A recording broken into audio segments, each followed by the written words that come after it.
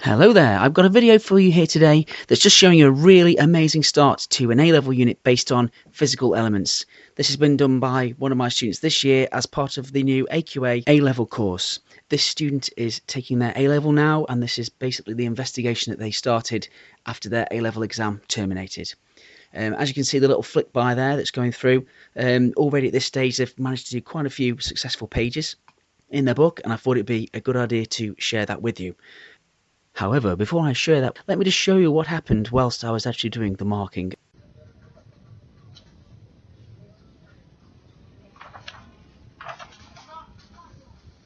You know what happened with the D.R.E. You know who's back.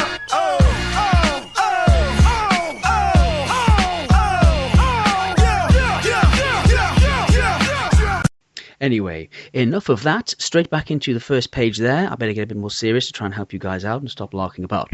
This page here shows you a really fantastic example of a mind map, spider map, whatever you want to call it. It can be revisited again and again throughout the exam unit or any coursework unit that you're starting, and it's great to talk over with your teacher, with anyone, just to make sure that you're getting as many ideas generated as possible.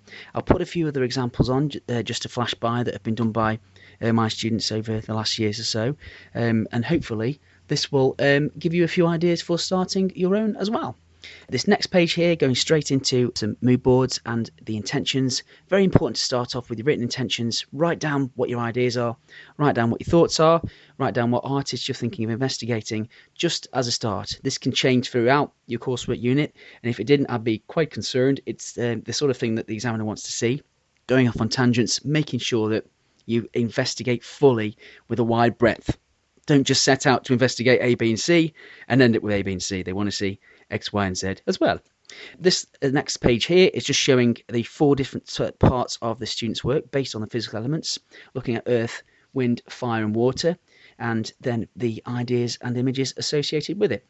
Each one of these mood boards flips up to reveal annotations and labelling about the artist's work or information for how that will impact on her work in the different images she's making and intending to photograph.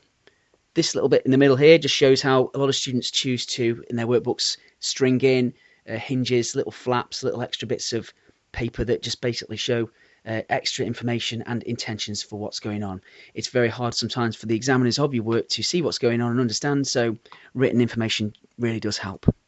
This next page here is just an annotated mood board, again just giving some brief information about whether it's going to be camera settings, whether it's viewpoints, angle, colours, something that will impact on this student's starting points before she then takes them, just showing those intentions. This next page here, massive fan of Pinterest. So is my wife, but let's not talk about that. But Pinterest is a fantastic site for tagging. Whatever it is, whatever you use, you should get yourself on there and get as many different ideas as you possibly can. I get my students to print screen their mood boards, put them in their book and annotate them, because I think it's just a really good way to show and share what you're doing. This next page is just showing a series of histograms and artist research, all to do with the main influences behind some of those artists she'd picked off her mood board.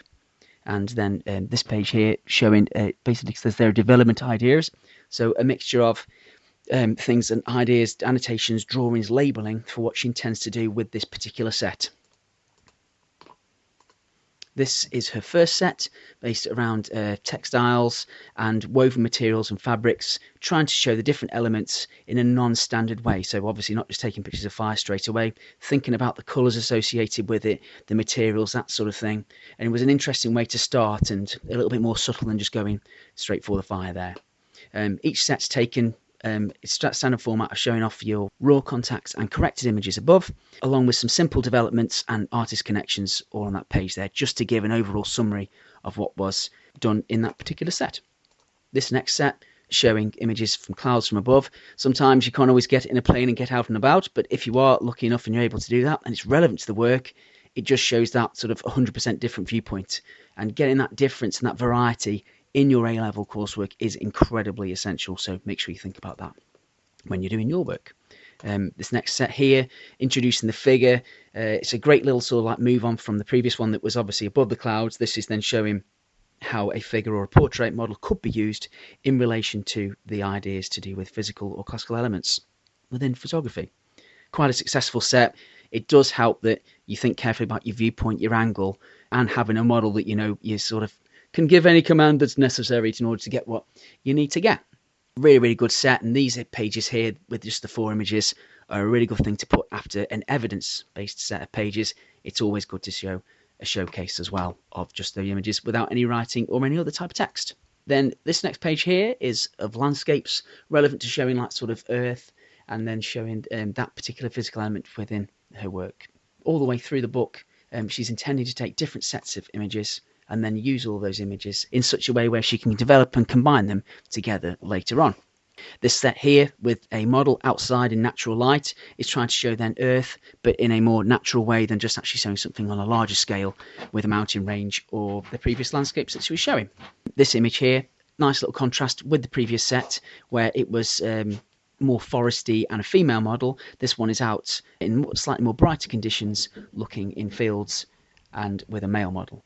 Moving away from portraits and models for a little bit here, this set is showing fire that's been taken in an outdoor surrounding, then obviously to relate back to that idea of the physical element of fire. In this part here, you can see that she's followed the same sort of format all the way through the book, using histograms, little developments, raw and corrected contact sheets are all in there, along with information to explain camera settings, viewpoint angle, and all the general things.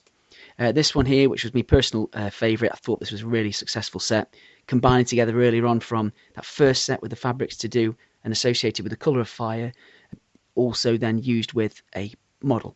And then she's used the model, which is the fire one on the left hand side and then water on the right hand side, and she's then created a really interesting high quality set of images. If you can get this sort of thing in at A level, you'll be laughing when it comes down to AO3. Marks will be in the bank for you there, guys. Just zoomed in here to a little bit of information just to show you what people in my school write about when it comes to photographs. Everything from camera settings, angle, viewpoint, artist connections, that sort of thing. Things to explain your understanding. You could just pause it if you wanted to read what it was saying. Just lifted up one of these little book pages here just to show you that there was an awful lot of images that were taken in the set. Some of these were even deleted from as well. It's important to show that you do more than the absolute minimum, and when you can, there's nothing wrong with taking 200 or 300 shots in a set in order to narrow it down and find the best possible one for your development ideas.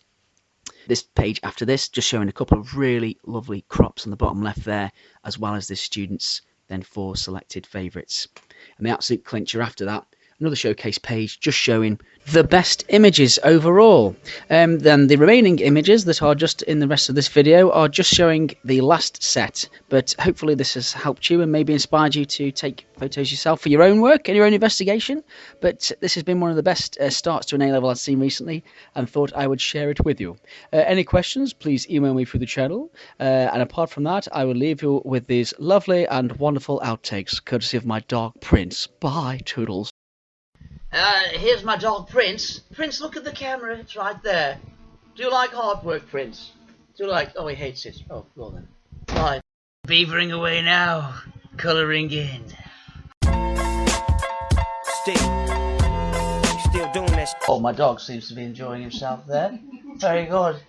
Would you like to say anything for my YouTube channel? Yeah. Donald Duck did a muck. Oh, oh.